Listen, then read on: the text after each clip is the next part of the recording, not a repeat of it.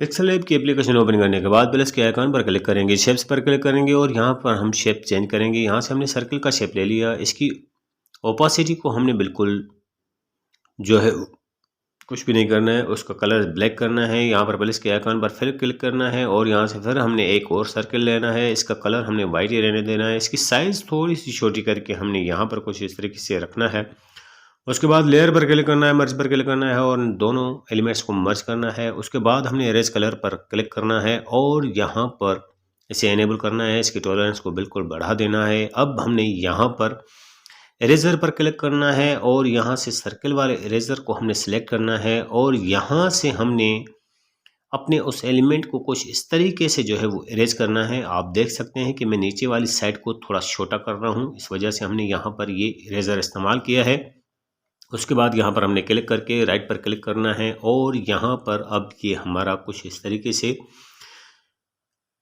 काम बन चुका है। उसके बाद हमने जो है क्रॉप पर क्लिक किया और यहाँ से हम इसकी बैक साइड थोड़ी सी काट लेंगे। ये सारा काम अंदाजे से, इसकी कोई मेजरमेंट नहीं है, तो अंदाजे के हिसाब से आपने यहाँ पर काम करना है। उसके बाद हमने इसकी एक कॉपी बनानी है। कॉपी बनाने के बाद हमने इसको रोटेट करके इसकी अपोजिशन साइड में कुछ इस तरीके से सेट करके रखना है।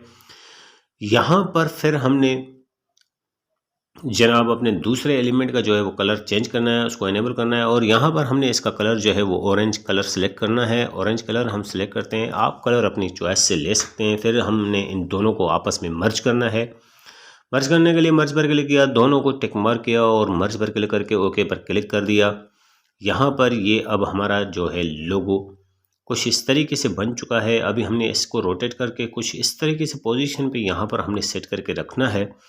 उसके बाद जो है हमने यहाँ पर प्लस के आइकॉन पर क्लिक करना है। प्लस के आइकॉन पर क्लिक करने के बाद टेक्स्ट पर क्लिक करना है, न्यू टेक्स्ट पर डबल टैप करना है और यहाँ पर हम अपने चैनल के नाम के इनिशियल लेटर्स लिखेंगे। आप कुछ और भी लिख सकते हैं, मैं अपने चैनल के नाम के इनिशियल लेटर्स लिख रहा हूँ। उसके बाद जो है मैंने यहाँ पर डन पर क्लिक करना है, ओके पर क्लिक करना है और यहाँ पर इन्हें ड्रैग करके यहाँ पर सेंटर में प्लेसमेंट कर देना है।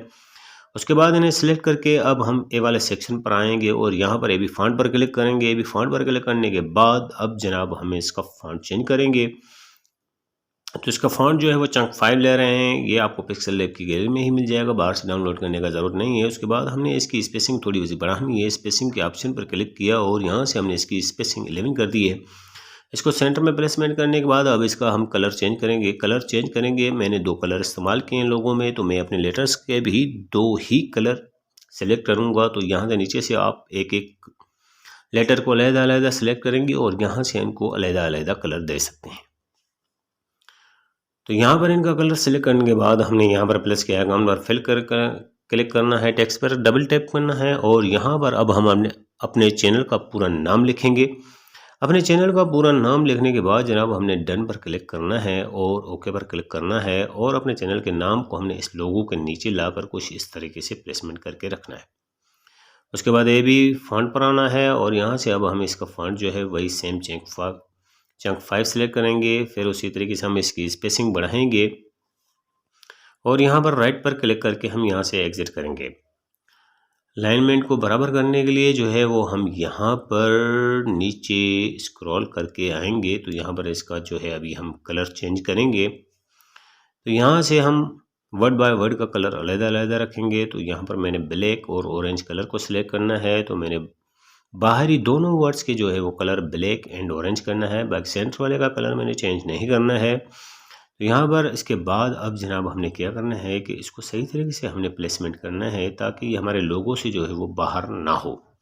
तो उसके लिए हमने गेट की लाइन को इस्तेमाल करना है ताकि ये जो हमारे लोगों से है ये हमारा चैनल का नाम आउट ना हो जाए। तो कुछ इस तरह सेटिंग के बाद जनाब अब हमने क्या करना है कि लेयर पर क्लिक करना है और इन तमाम एलिमेंट्स को आपस में मर्ज करना है। तो तमाम को टिक मार्क करके मर्ज पर क्लिक करेंगे, ओके पर क्लिक करेंगे। अब ये हमारा लोगो बन के तैयार हो चुका है। तो अब जनाब सिर्फ और सिर्फ बैकग्राउंड की बारी आती है। तो हम यहाँ पर जो है जनाब बैकग्राउंड पर क्लिक करेंगे और यहाँ से बैकग्राउंड में मैं सिर्फ इसका कलर चेंज करूँगा। कोई ख़ास बैकग्राउंड नहीं देना है क्योंकि सिर्फ कलर चेंज करने से ही काफ़ी खूबसूरत हमारा लोगो दिखाई देगा। मुझे उम्मीद है कि आपको ये लोगो पसंद आएगा। उसके बाद हमने सेव पर क्लिक करना है और सेव एज इमेज पर क्लिक करना है। यहाँ से डिफ़ॉल्ट पर क्लिक करने के बाद अल्ट्रा को सिलेक्ट करना है और सेव टू गैलरी कर देना है। ये हमारा लोगो बन के तैयार हो चुका है।